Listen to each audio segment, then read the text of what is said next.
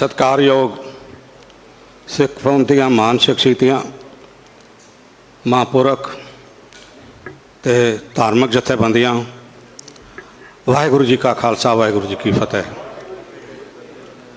मैं समझदा वां कि श्रोमणी गुरुद्वारा प्रबंधक कमेटी ने भावें अपने तौर पर या जथेदार साहब के हुक्म से ये जो पंथ की नुमाइंदा शख्सियतां का जथेबंदियां का इकट्ठ बुलाया है,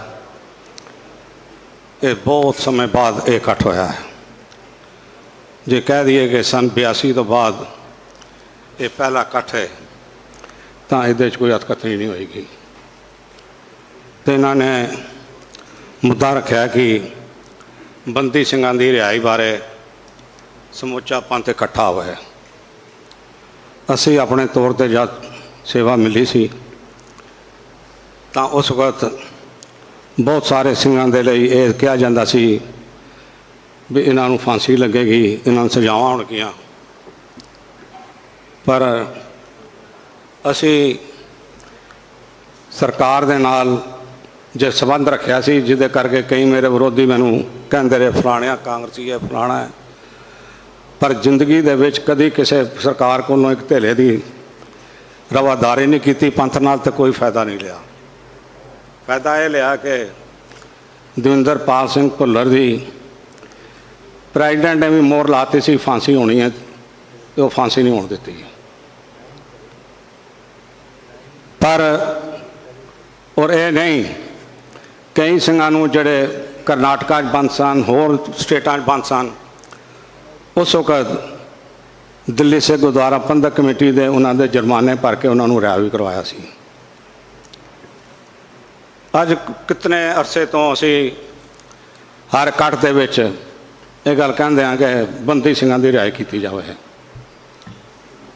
पर वो जिहड़ी रिहाई की गल असी करते सां वो एक धड़े वालों की जाती सी, एक अकाली दल वालों की जाती सी, दूसरे वालों की जाती सी। ये पहली बार है कई जथेबंदियां उस खास तौर पर मेरी अपनी याद दे विच 1994 तो बाद पहली बार दो वड्डियां शख्सियतां जिहड़ियां वो इकट्ठियां बैठियां। तो ये जो मसला हैगा ये मैनू हल होंदा नज़र आता है। असी सिर्फ ये गल करनी है कि जितनियां भी जथेबंदियां हैं उन्हां दा एक एक नुमाइंदा लैके श्रोमणी कमेटी के प्रधान साहब जरूरी नहीं अज सोचण, ये उस तो बाद एक हफ्ते का टाइम लै लैन। बहुत सारिया जथेबंदियां आईयां पर कई नहीं भी आईयां। तुसी जेड़े शख्स श्रोमणी कमेटी नाल संबंधित हैं, दल नाल संबंधित हैं, उन्हां दी ड्यूटियां ला के उन्होंने कहो भी अज साडा डिपुटेशन हिंदुस्तान की सरकार नूं मिलना है, तो असी चाहते हाँ भी पंथ जो भी कोई जिदों नुमाइंदगी करता है वो शामिल होना चाहिए। असी साड़ी सत्कारयोग शख्सियत अज आए इन्हों को गए सी, बेनती की सी और अज ये आए। ये मैं कह सकता वहाँ इन्हों के आण नाल ही हिंदुस्तान की सरकार नूं ये है भी अज ये पंथ इकट्ठा हो गया। तो ये जड़ियाँ साड़ियाँ मंगां हैं ये कोई बहुतियां औखियां मंगां नहीं।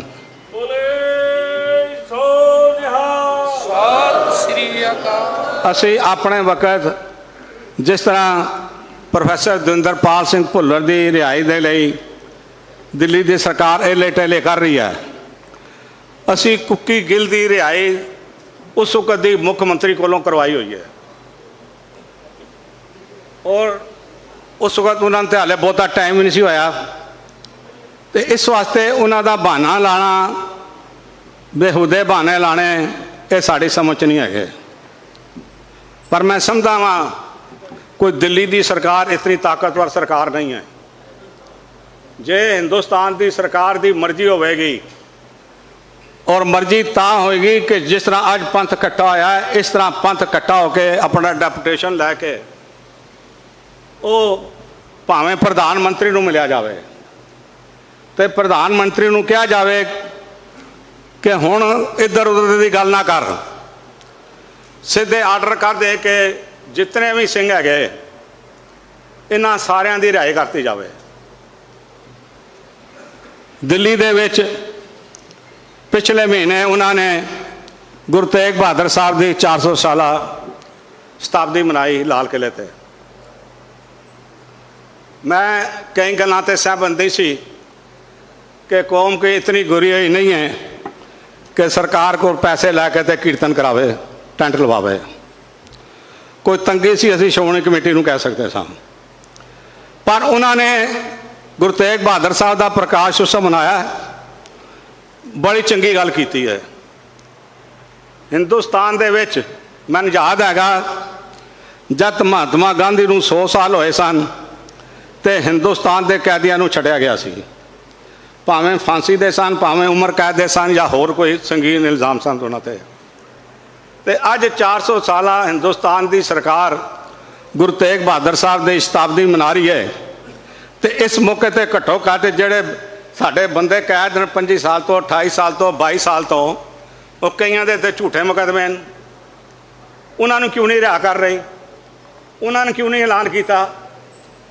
मैं ये चाहता सी कि जब वो लाल किले तो बोल रहे सन तो मैं सुन रहा सी, मैं कहा हुण कहणगे भी जेड़े बंदी सिंह हैं अज मैं उन्होंने गुरु तेग बहादुर साहब के 400 जन्म शताब्दी के मौके पर रिहा करदा सारिਆਂ ਨੂੰ।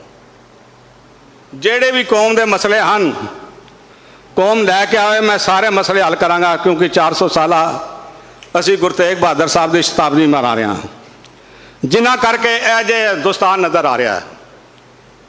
जे गुरु तेग बहादुर साहब ना होंदे तो हिसाब ला लो तुर्की तो मुसलमानों की हुकूमत शुरू होंदी है, इंडोनेशिया मलेशिया तक विच एक हिंदुस्तान ते बैंकाक बचा, बाकी सब मुसलमान मुल्क। इत्थे भी की होना सी ये गुरु महाराज जानता है, कुदरत जानती है। पर मैं चाहता कि सानू इकट्ठे होके ये डेलीगेशन लीड करना चाहिए और सरकार नूं कहना चाहिए कि साडे बंदी सिंघां दी रिहाई की जाए।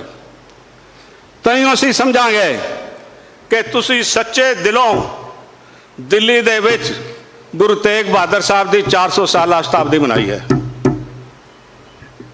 और जे ना रिहा करन तो फिर पूछांगे दसो जी क्यों मनाई है। हरियाणा की सरकार भी मनाई है, बैठे दादूवाल जी, कहांगे मनोहर लाल खट्टर नूं कहण भी जा भी प्राइम मिनिस्टर नूं मिल, होम मिनिस्टर नूं मिल और सिखां दी रिहाई दी गल कर। ये हरियाणे के सिखां दा डेलीगेशन ला के मनोहर लाल खट्टर को जाण ते गल करन। मैं एक गल कह देना चाहता, इलैक्शन ने कहा मनजीत सिंह ने इलैक्शन असीं लड़ते रहांगे अलग अलग, पर मैं ये गल कहण तो गुरेज नहीं करांगा, मत मेरा कोई गलत समझे। मतलब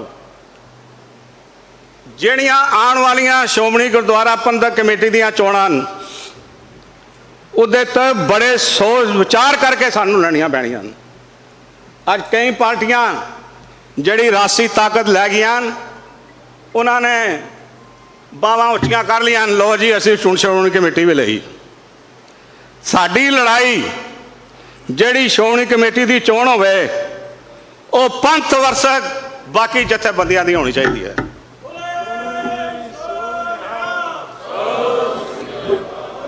और पंथ की नुमाइंदगी मैं कहांगा धामी साहब नूं भी ये जिहड़ी वाक डोरे तुसीं सामणी है, और तुसीं जथेबंदियां नूं कहना है कि किसी भी पोलीटिकल पार्टी नूं श्रोमणी गुरुद्वारा प्रबंधक कमेटी के काबिल नहीं होने देंगे।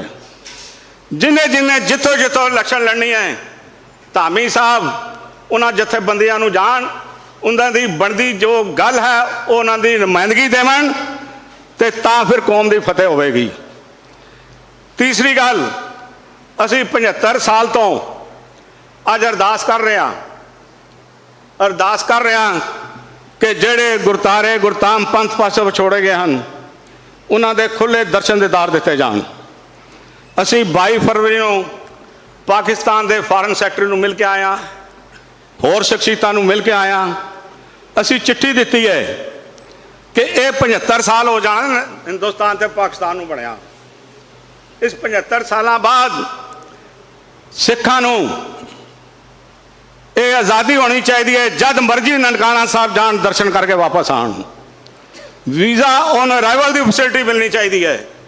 श्रोमणी गुरुद्वारा प्रबंधक कमेटी ननकाना साहब ते करतारपुर साहब अपने जत्थे भेजे, कीर्तन समागम करवाए, गुरमत समागम करान, फिर देखो लहरा बैना किवें होणगियां। और जे तुसी ननकाना साहब के दर धामी साहब खुलवा दिते तो फिर समझ लो जेड़े सुपने लैके पोलिटिकल बैठिया हुई उन्होंने सुपने तकना चूर हो जाएंगे। ये बेनती करदा होया कि ये कथ जिहड़ा प्राइम मिनिस्टर नूं मिले, किसी होर नूं राष्ट्रपति नूं फलाने नूं मिलण दी लोड़ नहीं। जो कहण होम मिनिस्टर नूं मिलो तो कुछ दोनों इकट्ठे बह जाओ।